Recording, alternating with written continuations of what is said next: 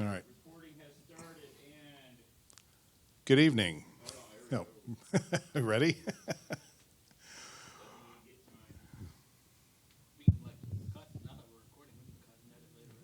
Yeah, that's what he loves to do. All right, good evening. Another technological breakthrough here at the Guild. Many of you are seeing this later, much later than it was originally intended to be broadcast. Welcome to the Kansas City Woodworkers Guild. I'm Craig Arnold, the president of the Guild, and we have an exciting presentation a little bit later. So I'll get out of my stuff here real quick. Let's see, Santa's Workshop. We're going to have Santa's Workshop. That has been canceled due to COVID concerns. We also want to remind people as you start your holiday shopping to, when you're on Amazon, to use, I got to find the right Amazon. Oh, you've got it? Amazon Smile, there it is.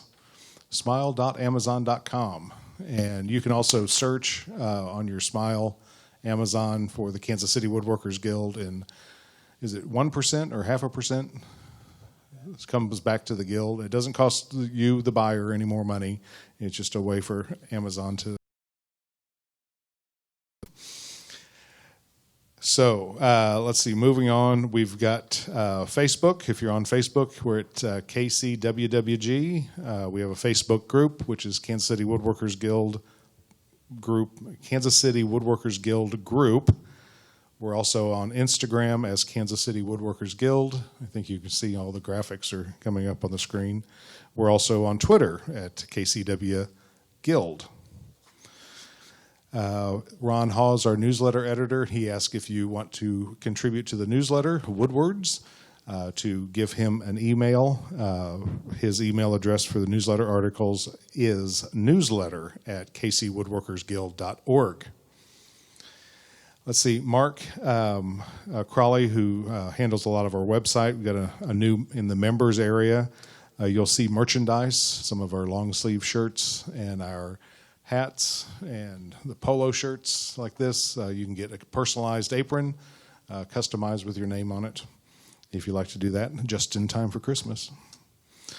Also, in membership, where Jim reports that we're nearing 850 members. This is about 50 off of what we were last year. So with COVID, we still have maintained a pretty good membership, and which is good. The shop is open, people. If you're at home and thinking the shop's not open, it is open, so do come on down. Jim does remind us that starting the third Wednesday of November is renewals for 2021, and you will receive a $5 discount if you renew between that time and January 31st. After January 31st, it goes back up to the regular rate, and after February 28th, you will be dropped from the rolls, and if you have to renew, you will need to retake your tests. So don't put it off. If you have a green badge after the 28th of February, you will forfeit it. So moving on to sponsorship, we got a new sponsor, thanks to Dwayne. It is Walrus Oil, and they are located in Springfield, Missouri. Dave Darr is the owner, and he's made a 100% food-safe, VOC-free oil and wax finish for cutting boards and furniture. They also have natural dyes and dye-free oils and wax for leather care, and that's all plant-based. Oh, and they also offer plant-based waterless skincare products. If you go to walrusoil.com, use the coupon code KCWG, and you will receive a 10% discount. So KCWG, you'll receive a 10% discount. And since they're in Springfield, Missouri, that's a Missouri-based company, you'll get your shipping pretty quick up here to Kansas City area. Let's see, also, he donated, there's some donations of magazines and miter boxes with the saw. There's some woodcraft hold downs and safety rollers and assorted wood that was also donated. So we thank you for that, Rich Minans. Let's see. Where are we going now? I guess we can go to show and tell. You ready for show and tell? There's show and tell. All right. Kathy? Nope. There we go. Kathy did some kitchen drawer dividers, and this is always, I'm interested to see this because I struggle in kitchen drawer organization. My wife will also agree. She wants me to get rid of stuff, but I won't do that. So, but she did these little kitchen drawer dividers, and I think they look great. That's just the kind of thing I need in my kitchen. So her challenges, her points of interest. Sections were designed to custom fit a jumbled drawer of cooking utensils, and the second drawer is office supplies. The challenge incurred was, since it was such thin wood, she tried to use the dado saw, but there's no 1/4-inch wide option, so the first project, the dados are really too wide. The second drawer for the office supplies used a crosscut saw to create the dados, which was set very low. It too was not perfect, though the dividers work well. I did not create a bottom, even though what I was making was really just a box, because I didn't want to lose any height in the drawers. That's a good point. Didn't lose any of that height. It took about 3 to 4 hours per drawer, but she's getting faster, she claims.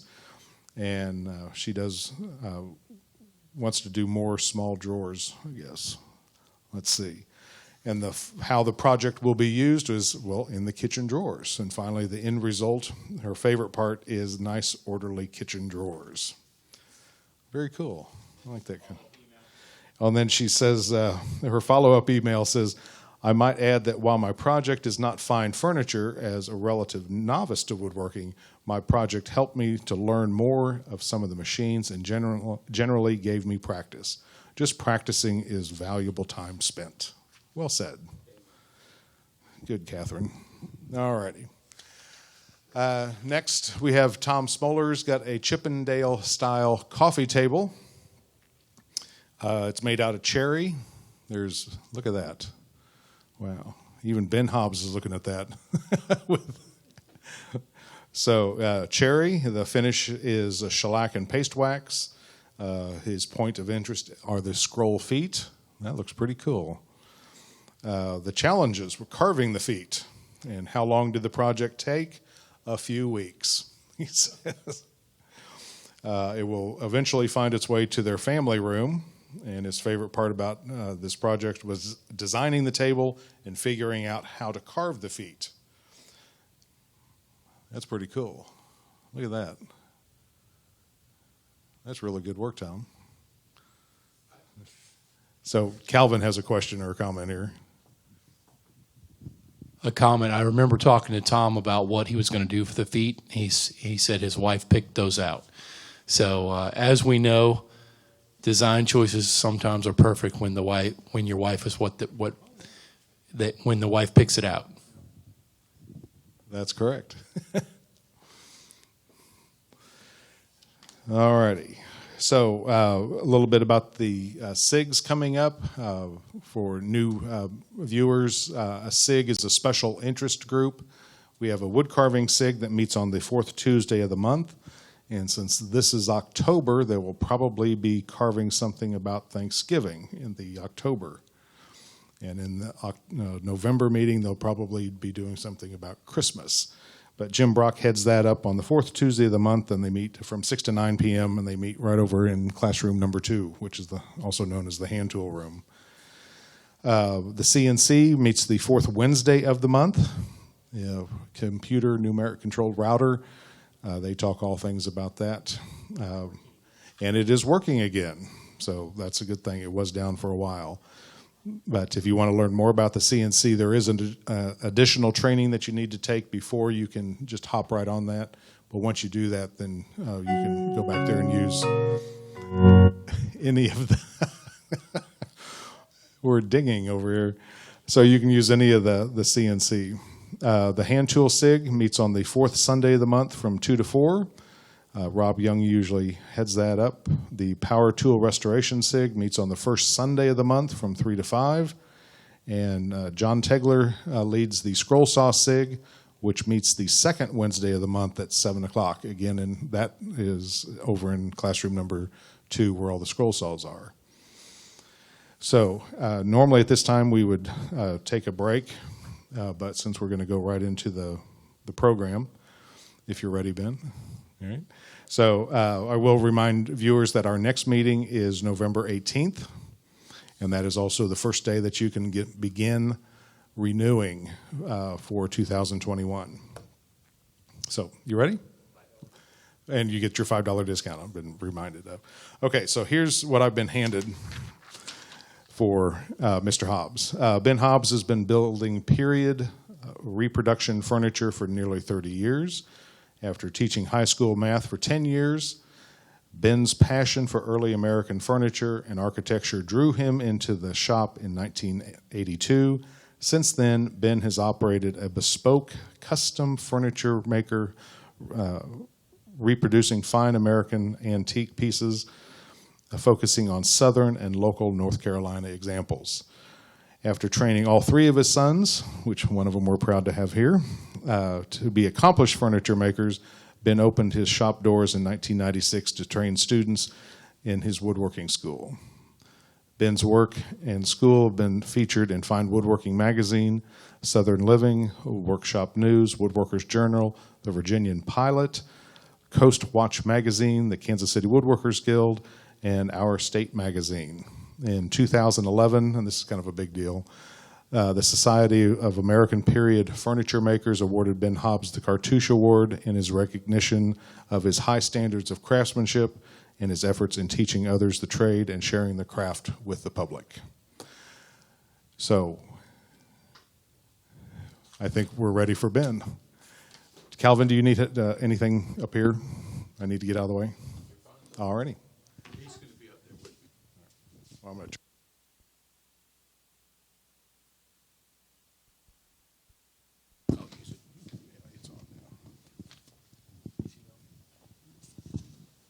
Well, hello.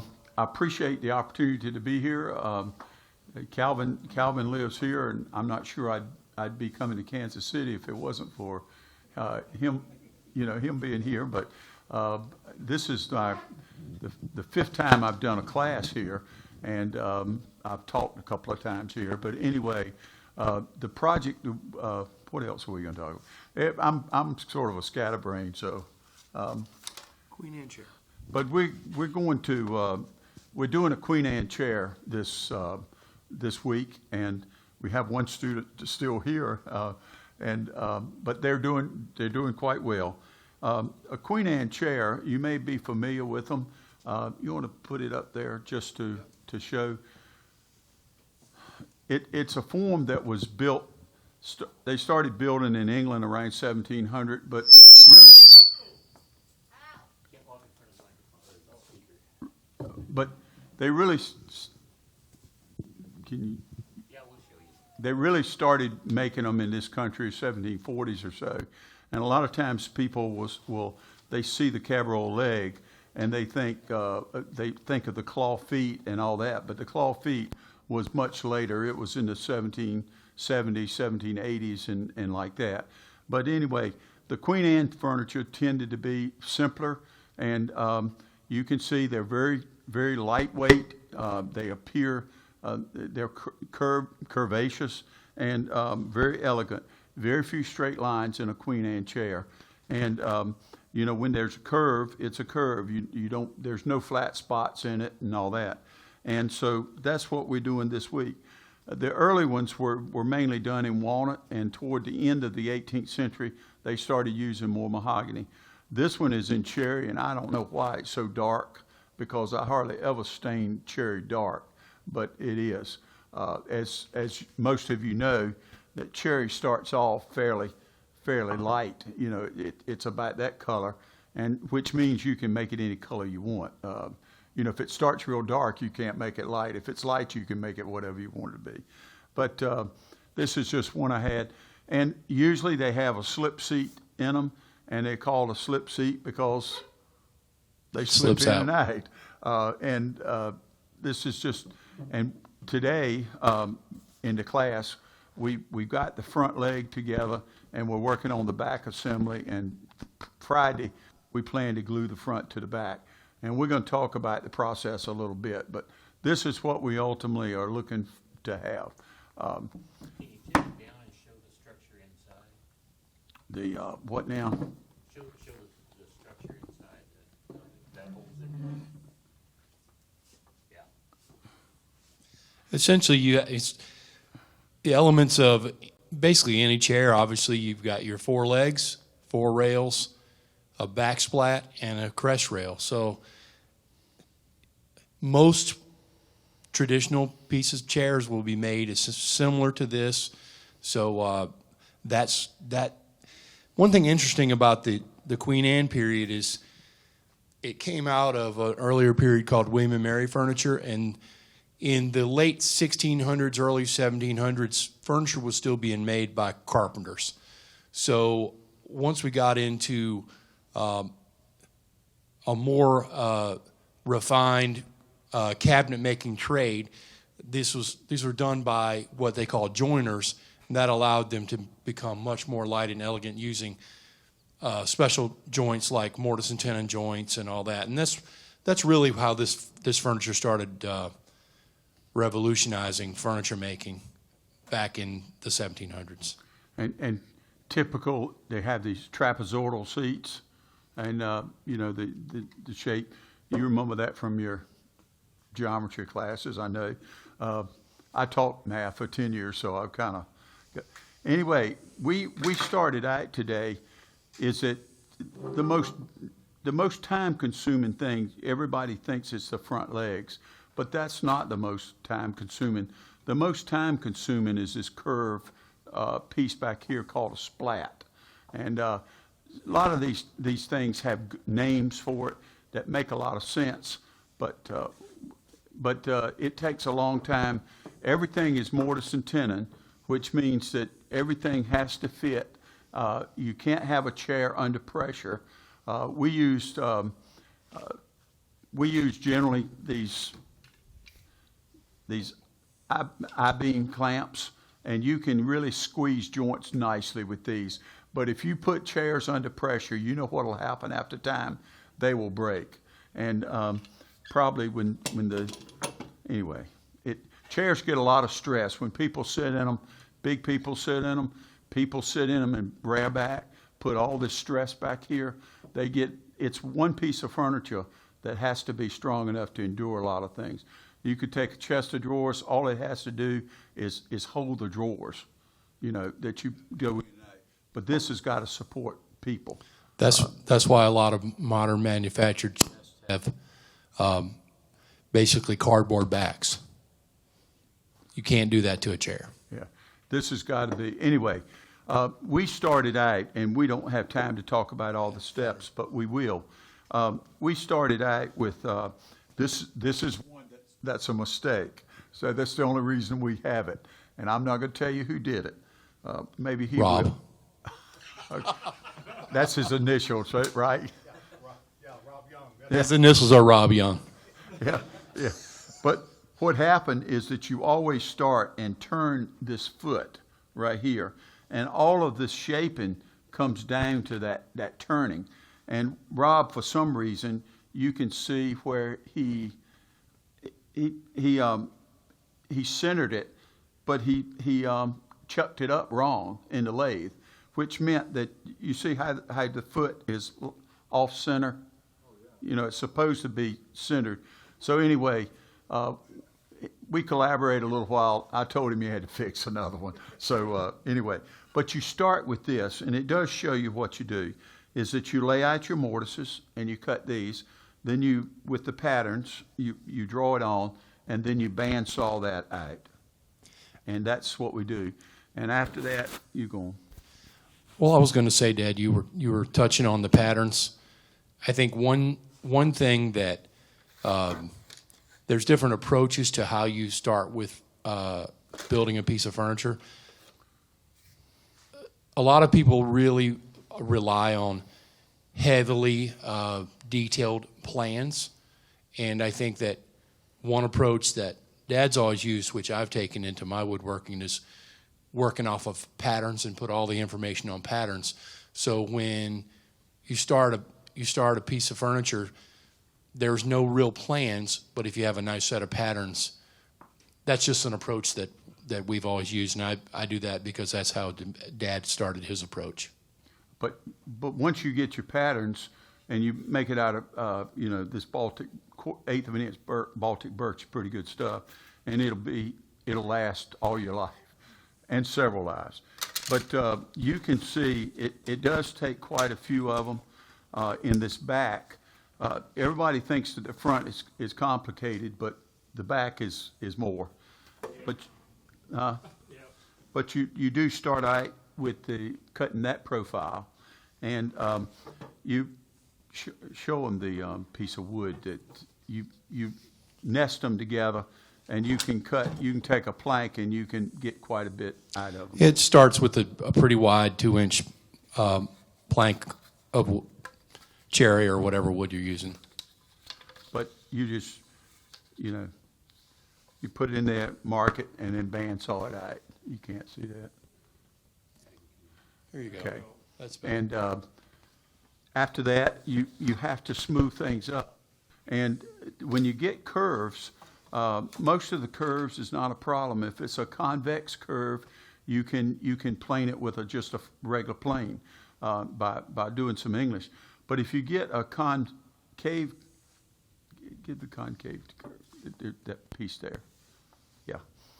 Is that you have to use other kinds of planes, and this stuff might be in the way.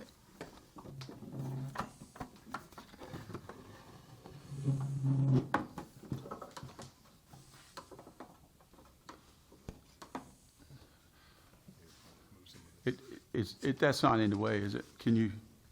Here, Dad. Oh. I started using, the person who taught me, we used all rasp and all to do it, but I started using these. I think this particular plane I bought, it has a patent date of 1868 in it, and but you can adjust the sole on it. And you didn't buy yours until maybe the 1880s. I bought mine at a yard sale a couple of years later. Yeah, but it is great for you can curve, you can plane, you can smooth a curved surface, and we use that a lot more than you would think. In here and on the back. This right here, and when we clean up the splat, we sawed one out, and then we used the plane to do this, and also the front. And I think it took more time on the splat so far, don't you think? Yeah. One interesting thing, I don't know if you can see it very well. Is that still? I don't know. Let's get to a place where we can see, but I don't know if that's going to show you, but you can see where those bandsaw marks are almost out of there. It's a nice smooth curve. Yeah, I think maybe that other camera might help. Let's see if the other camera has a better.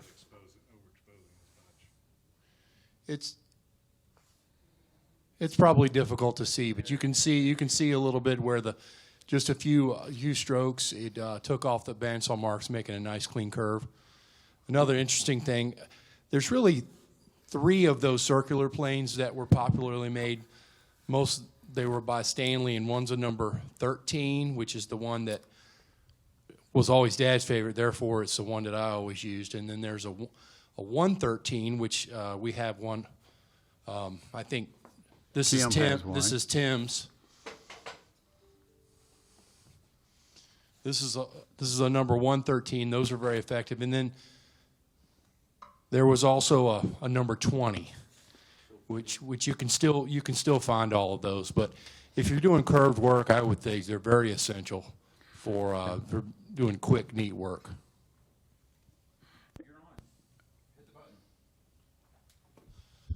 Ben, there you are. Hey. So are you saying that those planes you can adjust the back of them so that it goes to a certain degree? Well, you always adjust them to fit so that you can push it down front and back until it is the curve is a little tighter than the curve you're planing. And so they're fully adjustable. It's fully adjustable. It also will do convex too. I don't use it convex much, but you can. I bought my first one, was a 20. I was making lots of beds. I made lots of things. I made about 500 chairs, and I've made a lot of, but I made a lot of beds. And the beds, generally the headboards, a lot of them were just curved. And if you try bandsawing one of those out or using a jigsaw and then rasping them and smooth, you'll be amazed how hard it is to get the little lumps and stuff out of it. But you can hit it with that and take them out just like that. You know, when you get through, it's slick. Anyway, that's that. You can find the best place to buy them is eBay. And, well, it's gonna be a hodgepodge of things now, but we are, after we did this and turned it, and we don't have any of all the in-betweens, but this is Tim's, and you can see where we have it done, and you know, you can see the mortises like we have, and we sawed it out, and we rounded the legs up and rasped to come to that ring that we turned on the lathe and all that. And he's got some scraping and sanding to do on this. And one tool that we don't use much, you hear people talk about a lot, is, where's that Spokeshave? Okay. Is one thing that we do like for chairs is a convex Spokeshave. And it is great for rounding those legs up. And also tomorrow when we do it, it's going to be good for rounding the back legs up too. So these are pretty cool. This is a Stanley 55, and I don't know why that I've got 5 or 6 of them, and this is still my favorite one. I don't know, maybe it's my first one. We also, a tool that many of you already use, but is underrated, and that's a Stanley Scraper, and this is a number 80. A lot of people like to use card scrapers and things, but when you put it in a holder and secure it, it is a lot, you can get a lot more work out of it. It's also a heck of a lot easier to keep things flat. Yeah, and so it works almost like a hand plane, except it doesn't rag things up. You can go across a rough grain, fancy grain, knots and stuff without tearing the grain up. Anyway. Talk about putting the back together. Okay. Talk about putting the back together.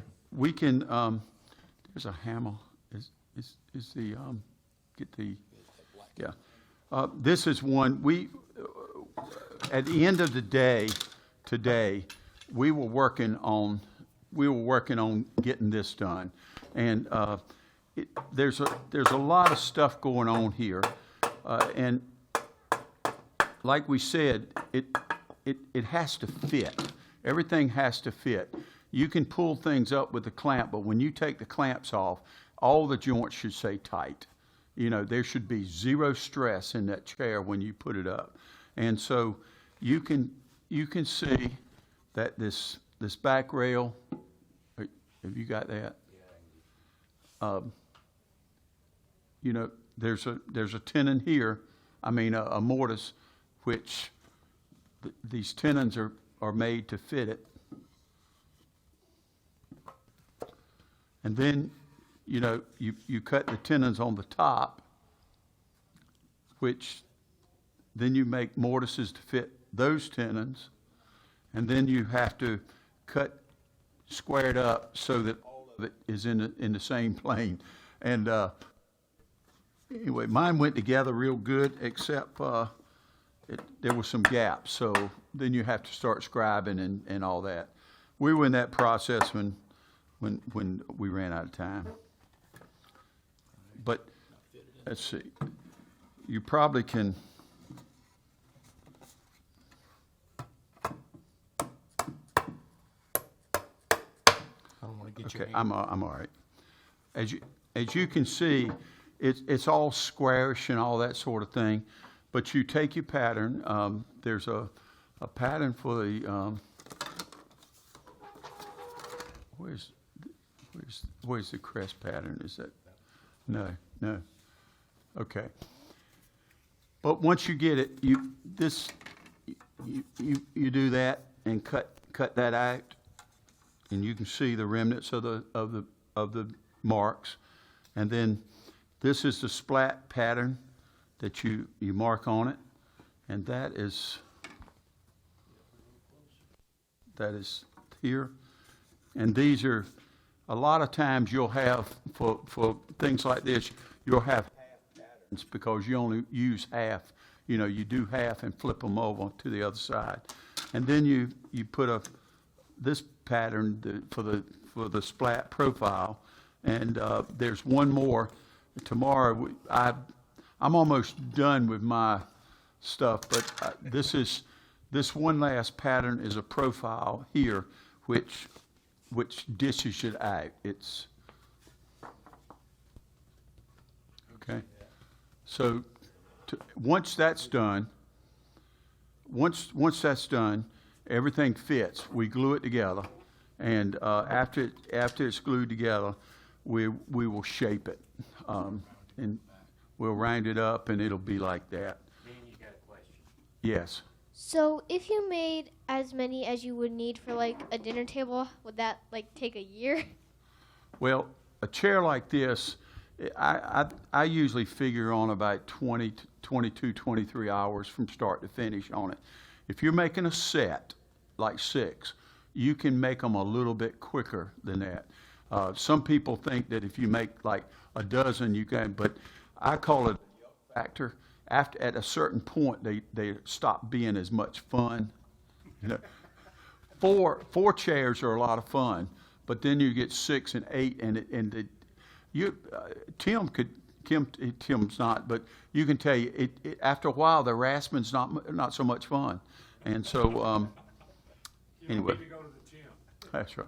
But yeah, we have a cardiologist was here in the class, and he said we didn't need cardio. We got cardio here. So anyway, Dad and I, some of you may remember, we collaborated and built a set of 12 chairs about a year and a half ago. That was kind of a fun project, about 2 years ago.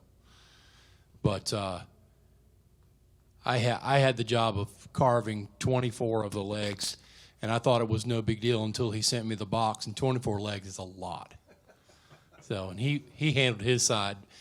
He handled building the chairs beautifully, but the carving 24 legs was a lot of drudgery. anyway, that's what we're doing this week, and you can take a chair is a chair. It doesn't matter. You can open the any reference books, or you can go look at the images. They're all the same. A Queen Anne chair is going to be 2 legs and the back, and the only thing you can do is make it more complicated and more and embellish it. You can put. You'll see some of the Queen Anne ones, and you'll see that there'll be curve rails. Some up here they call them fiddlebacks or whatever, but they come up and they're wildly shaped. Some might have a carved shell on the on the crest, or they might have a carved shell at the apron. And then as you get later, when Chippendale started to becoming more popular, they transition, and you end up having piercings in the splat, and sometimes they would add ball and claw feet, and it just kind of starts from here and goes lots of different directions. One thing that they do a lot of times, they'll have stretchers in here, and they'll be turned, and that adds a lot of time and complexity to the job. You can. This isn't a copy of any chair, really. This is sort of a generic chair. When you're doing classes and all, when you're trying to learn to build a Queen Anne chair, you don't need a lot of complications. If you put carvings on it, all they do is concerned about the carvings, And this is a joinery and build the chair kind of class. You can take a chair like this and you can do other things with it. So, and this is a good looking chair no matter where you put it. I mean, it can go right in there with the carved ones too. That splat is very interesting. How do you get that double curve like that? I assume that's not something you do on a bandsaw. It is bandsawed. It is bandsawed. You start off. He's going to take it wrong, but his blanks today. He had 6 blanks and for 6 people, but he's got it. Yeah, but we started off with a piece of wood, and he cut. You see, we cut the splat out of that. You follow what we're doing? The splat was in there, and it takes a lot of rasping, not a rasping, but hand planing and scraping to get to this point. And I don't know. This is the project. It's always pleasing to build a chair. A lot of times people have professions and all, and what they do won't last very long, but most of the time when people buy a piece of furniture, they will keep it and their children will have it and they'll pass it on. If it doesn't burn or rot, it'll stick around. They don't. I got a question. Yeah. When you're thank you. So in continuing to talk about the back splat, how much thicker should your initial piece of wood be? Like, how much thicker than the final product should it be? Are you looking for something that's, roughly 4 times? I'm just trying to get a gauge of how much you're I'm not so sure. cutting out. This is the profile for it. Okay. So you can take, a straight edge, and you could measure. I didn't have my tape, but you measure out, and that's the minimum thickness. Okay. So there's not a lot of waste wood, really? I mean, Well, can you? What I usually do is have 3-inch or 4-inch pieces, 4-inch thick, and you can nest them, and you can get a lot of them in a small place. Cool. Thanks. And he had 2 buys, and we got 1 out of each one. Right. I would say if you were cutting out one, you probably should plan on having a board about 1.5 inches thick. That would be just a guess. And you could find them that have a little more curve, a little less curve. You can find them bowed the other way, but there's lots of variations. The later chairs had straight splats. That makes geometry a lot easier. But the later chairs also, the back legs splayed outwardly, which adds more complication. Which adds complication. So you trade off the straight splat for that. You could make it all straight and square, but that's like mission furniture. So it's not Queen Anne or Chippendale. It's whatever. But the one good thing about this Queen Anne is that the legs are parallel, and which means that they're right angles in the back. Chippendale chair, there's the only rail that's square is the front rail, and everything else is angled and twisted and all. You mentioned some people add the extra rails on the sides, makes it more complicated. Does it add any strength? Oh, yeah. Absolutely. Makes it a lot stronger. It makes it a lot stronger. This chair here, my wife ran a restaurant for 5 years, and this is crazy. Every time I did a class, I made what they made, but I never finished it because it gets that last day. I'm busy getting everybody out of there. People want to leave Saturday afternoon, and I want them to leave. And so, but I had 60 chairs in the restaurant that I had made and all that, and a lot of them, and we were busy, and the chairs, I never had a joint to come apart. That doesn't mean they won't come apart, but none of them did. And we had, it was 2004, so 20 years. In dog years, that's a long time. So I have a question about this part. I'll hand this to you.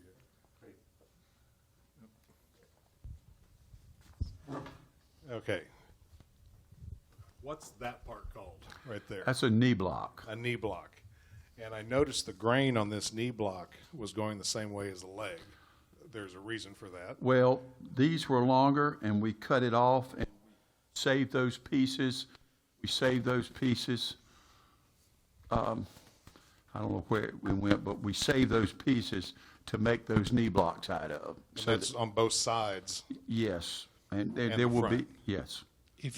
And Craig, there's just you get used to reading how the grain runs through. When you cut it out, you know it's going to curve a certain way, and you try to make that match how it cut out of the original blank, Yeah. and that helps to at least somewhat disguise the fact that it's a glued on piece. But it's very traditional. Sometimes they're called knee returns, but it's traditional And that's knee just block. glued on. There's no. Just glued just on, glued. yes. Okay. The old ones, a lot of the old ones, there was just a wrought nail right Yeah. here holding it on. But they glued with hide glue, this long grain to long grain, they glued that.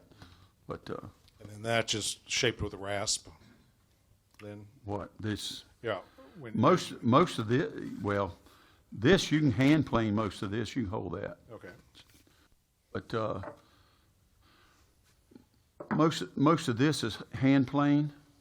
You can see it's all hand plane, and a shoulder plane to get all in here. okay. It's not bad.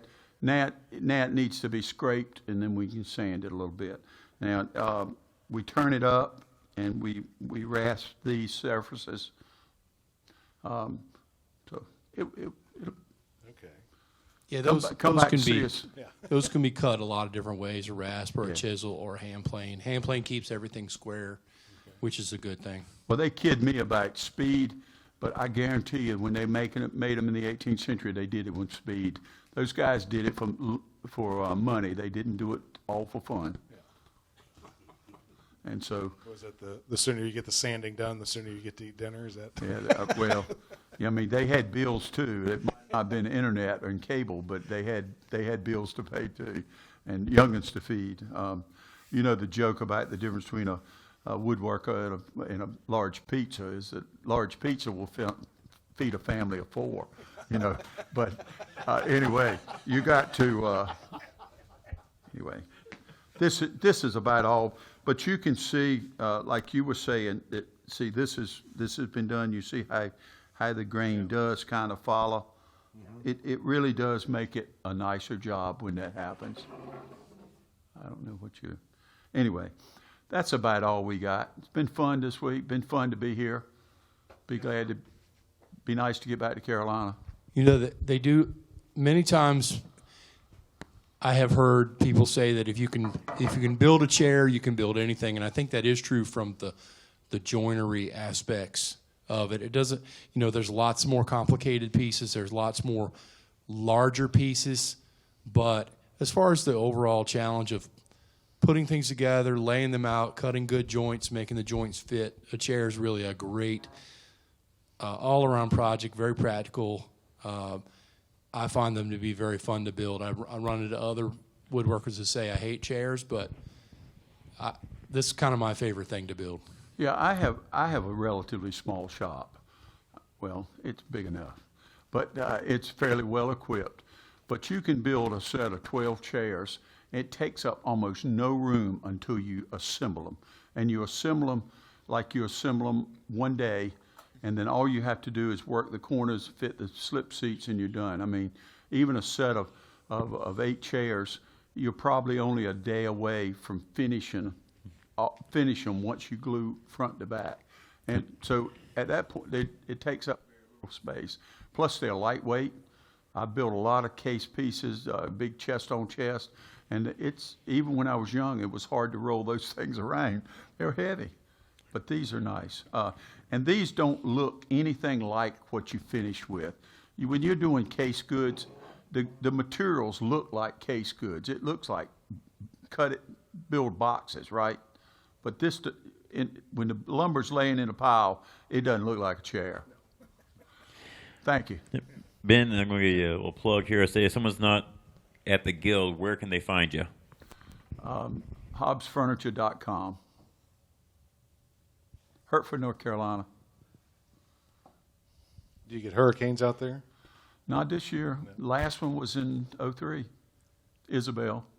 So at Dad's shop, the main house was built in the mid 18th century, and there's 17 pre-Civil War buildings there, including the shop building. So they have seen quite a few hurricanes, but they're still there. Yeah. So come on out, Even tornadoes. look them up, and go see them. I can't ask the question, so you'll have to repeat it. Sure. Explain what you've mentioned the product that you did a couple years ago. Explain to those who weren't here at that time what that product was. Yeah. Calvin made a comment earlier about the 12 chairs that he worked on with his father. What was that? Tell us about that. It was 2 years ago. They're building, they recreated George Washington's ancestral home, Ferry Farm. And they put out bids to the Park Service or whoever, wasn't it Park Service? Whoever was doing it, they put out requests for bids. It was the George Washington Foundation. Okay, and so a friend of ours, Steve Dietrich, called me, and there was a whole list of things, and we could have bid on everything, but they had some unbelievably unrealistic due dates. They put out requests for the bids in August. The bids were due in September, and they wanted the chairs to be delivered December 15th. And that was ridiculous, really was. Time you procure materials and to get all that. And we met, and they agreed that if we got them there by the 15th of March. And so we did that. But you can go to Ferry Farm in Fredericksburg, Virginia, and they're there. I got to tell you, we did not upholster them. They got a professional to upholster them. Next. That's enough of that. Well, we felt like the chairs looked great, and the upholstery maybe wasn't what we would have chosen. Well, the upholstery on these chairs, they've got to be. It's got to be tight. The leather's got to be tight, and the leather is not as tight. If you go to Fredericksburg and sit in them, look at the chairs. We didn't do the upholstery. What's cool about Ferry Farm, if you do find yourself in Northern Virginia, the whole house is a reproduction house, and all of the furniture was reproductions, and all of the dishware and all the accessories are all reproductions. So they made it so that you can sit in the chairs, you can pretend like you're drinking out of cups with George Washington's family. It's just kind of a fun, interactive place. So it was a nice honor to be able to involved, and I was lucky I got to be able to involve since Dad was given the opportunity to bid it, and we were able to do it together. But Yep. out of the entire country, you two were chosen to do those chairs. That's right. That Well, is we correct. put in a bid, and Yeah. but But you still won the bid. we got the bid. I'm not sure how many. Most people don't want to do chairs. I'm telling you that. But he likes them, and I like them. I'd rather build chairs than anything else. I can imagine like Brian Boggs. He's another chair maker. That Well, comes to mind. he doesn't do this kind of chairs. more like He Windsor's, probably yeah. could, and modern designs and his own designs and things like that. And but traditional, a lot of people build. They call themselves cabinet makers, but they don't do chairs. But They do cabinets, maybe. They do cabinets. Cabinets. And I call myself a cabinet maker, but people they want me to make things out of sheet goods, and I don't do much of that. So anyway, Not a lot of plywood in your shop. not in Except they're furniture. making I will templates. build cabinets. I will build some cabinets. Whatever makes the horse trot, you know what I mean. So it's that. I guess that's I think so. okay. Well, Ben, thank you. We give all of the presenters a mug here. This is our mug shot. He's going to grab our mug Okay, here. well, good. So thank Thank you very you. much. Thank Appreciate you. it. Glad I could Okay, come. so I guess for next month, we'll see you on the 18th. Remember, that's the first day that you can renew for 2021. And thank Ben Hobbs and his son Calvin for the presentation tonight. So Next month's presentation's the steam powered tools, the shop. Belt power. Yeah, the belt power. So anyway, and from Humboldt, Kansas. So he's going to be here to talk about that. So we'll see you next month. Stay safe in the shop.